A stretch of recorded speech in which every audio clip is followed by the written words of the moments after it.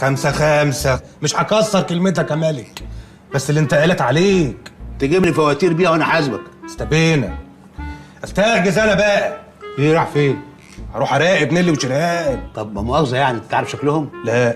تعرف هم ساكنين فين؟ لا. تعرف هتوصل لهم ازاي؟ لا. لا اتدقك يا اخي، كله لا لا. امال رايح تعمل ايه؟ صحيح، فاتتني دي. عشان فاتتك دي هم 3 بواكب ما فيش غيرهم. شفت؟ هربت بنت واطيه.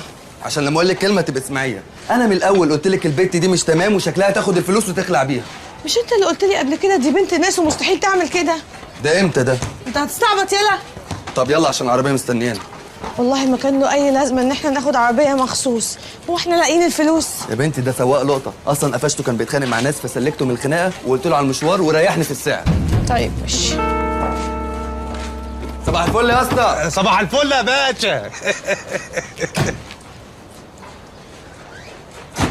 يلا بينا. يلا بينا على فين؟ ايه ده؟ ما انا قايل لك بورسعيد. لا مؤاخذة يا باشا، معلش انا اسف نسيت.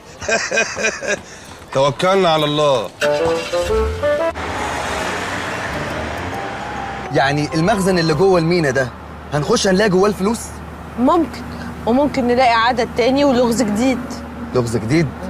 طب افرضي ان شاء الله ما عرفناش نحل اللغز الجديد، يبقى كده خلاص الفلوس راحت علينا؟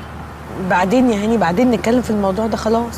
لا، ايه حكاية اللغز ده يا باشا؟ ايه ده ايه ده؟ انت مالك انت يا اسطى؟ بنتكلم في مواضيع شخصيه. باشا انت حامي علينا ليه كده؟ يعني المسافة طويلة دي بنكسرها. الله، خد عفر يا باشا، خد عفر. تسلم ايدك. موضوع اللغز ده ايه؟ طب بتخوفني ليه؟ مفيش يا سيدي، جد المدام عقبال امالتك سايب لها فلوس زي الرز. فلوس زي الرز؟ بس لازم تحل اللغز. بس لازم تحل اللغز. بحبك يا ستموني مهما الناس لموني.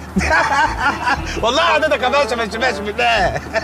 كامل يا باشا. وبعدين وايه اللي وبعدين؟ ما تخليك في حالك يا اسطى، قلت لك دي مواضيع شخصيه. مواضيع شخصيه يا باشا، احنا يعني بنكسر مسافه الطريق. الله، دينا بندردش يعني.